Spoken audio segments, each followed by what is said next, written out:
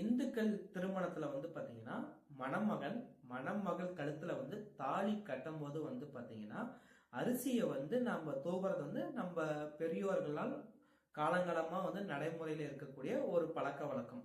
இந்த பழக்க வழக்கத்தை மாத்துங்க அப்படின்ட்டு பாத்தீங்கன்னா சிபிஎம் கட்சியினுடைய மாநில செயலாளர் சண்முகம் சார் ஒரு முரண்பாடான ஒரு கருத்தை தெரிவிச்சிருக்காரு.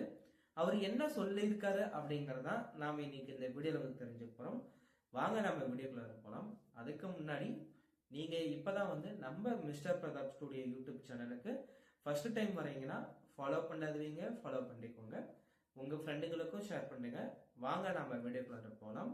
இந்துக்கள் திருமணத்துல பாத்தீங்கன்னா கிட்டத்தட்ட ஒரு 98 இருந்து 99% கல்யாணத்துல பாத்தீங்கன்னா மணமகன் மணமகள் கழுத்துல தாலி கட்டும் போது பாத்தீங்கன்னா அரிசியை தூவுறோம். இந்த அரிசியை ஏன் தூவுறோம் அப்படின்ட்டு எனக்கு தெரியாது. இந்த அரிசி ஏன் தூவுறோம் அப்படிங்கிற இந்த இதுக்கு பதில் தெரிஞ்சவங்க யாராச்சும் இந்த வீடியோ பார்த்துட்டு இருந்தீங்கன்னா அவங்க அதற்கு உண்டான காரணத்தை கமெண்ட் பாக்ஸ்ல தெரிவிங்க. எனக்கும் தெரிஞ்ச மாதிரி இருக்கும்.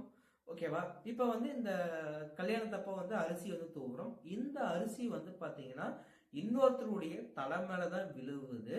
அது இல்லாம ஒரு கல்யாணத்தப்ப பாத்தீங்கன்னா 2 கிலோ அரிசி வரைக்கும் நம்ம ஆவரேஜா யூஸ் பண்றோம்னு வச்சுக்கோங்களேன்.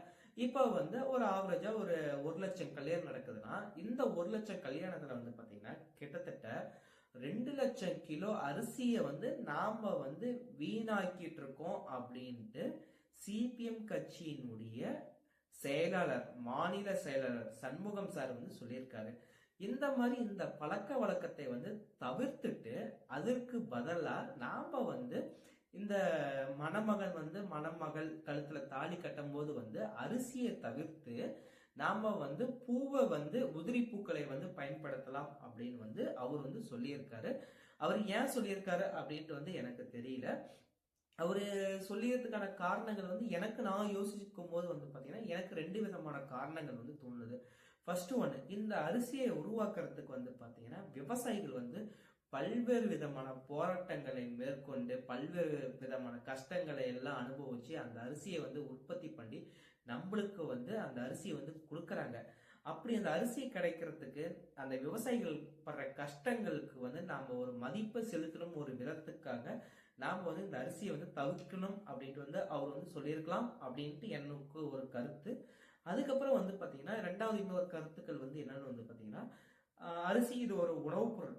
இப்ப இந்த உலகத்துல பாத்தீங்கன்னா உணவுப் பொருள், அதாவது பசிக்காக உணவுப் பொருளை சாப்பிட முடியாத காரணத்தினால இந்த இப்ப கரண்ட் இந்த வீடியோ மேக் பண்ணிட்டு இருக்க இந்த டைம்ல கூட பாத்தீங்கன்னா இந்த உலகத்துல ஏதாவது ஒரு மூலையில யாராவது ஒரு மனிதர்களோ ஒரு விலங்குகளோ சாப்பிடறதுக்கு சரியான உணவுப் பொருள் இல்லாதனால இறக்கிறதுக்கான வாய்ப்புகள் இருக்கு.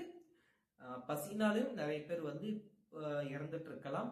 சோ இந்த சூழ்நிலையில இந்த உலகம் இந்த சூழ்நிலையில நோக்கி போயிட்டு இருக்கு. இந்த மாதிரி டைம்ல நாம இந்த கல்யாணத்தப்ப பாத்தீங்கன்னா இந்த அரிசியை தவிர்த்து அந்த உணவுப் பொருளை சேமிச்சு வச்சோன்னா பசிக்காக இயங்கக்கூடிய மனிதர்களுக்கு நாம இந்த உணவுப் பொருளை பயன்படுத்த முடியும் அப்படின்ட்டு என்னுடைய கருத்துக்கள்.